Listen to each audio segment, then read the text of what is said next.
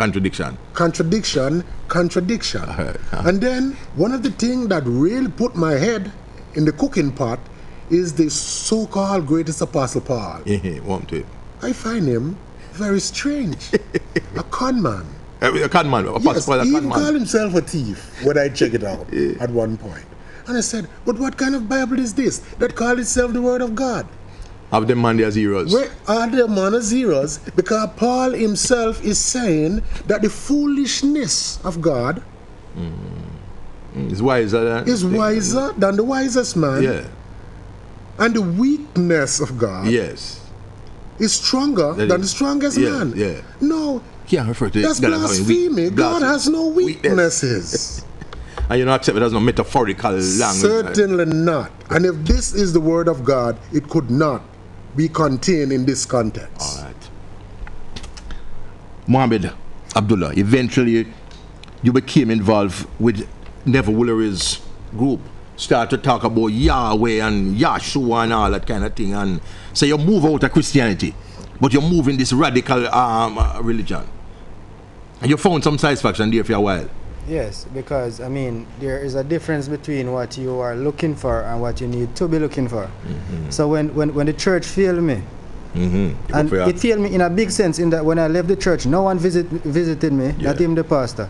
But still they came to keep a street meeting across from my gate. All right. So you lack a love, you know? Yeah, so I began to look for the roots of Christianity. Okay. And then I begin to understand if you're looking for the roots of something, you have to go to the beginning. Okay. So I believe that. Give me a more minute, but back me up, but yeah, go on. So I believe that the truth about Christianity has to be established upon the Hebrew language. Okay, so that's why you go back to the Hebrew. Exactly. And so I was to Neville Woolery's thing now. Okay. And Neville Woolery just come right in with time that. with that. And I went down there for 7 months and stayed at his house and studied. Yes. You know, and it was great. Yes. But when I went there, I realized a lot of similarities with Christianity. Yes. Even though they claim to be so radical. Exactly. I mean, he came and religious attack, and he said that Christianity was the most carefully disguised form of Satanism. Yeah. But what he failed to acknowledge to himself and to say to the Jamaican people is that they are also Christianity under a different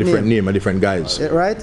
They are Christianity in the sense not because they are called Kahal Yahweh. So no one would classify them as Christianity. It's word games. Right. So they are Christianity in that the same underlying factors and principle which governs Christianity governs them. And in brief, what pulled you to Islam? The man whined me down already and I'm very miserable. But what pulled you? In a synopsis, Islam, the characteristics of Islam is the total personification of the religion of Abraham. Of Abraham. Okay. Everything about them, the way how they pray, the way how they worship.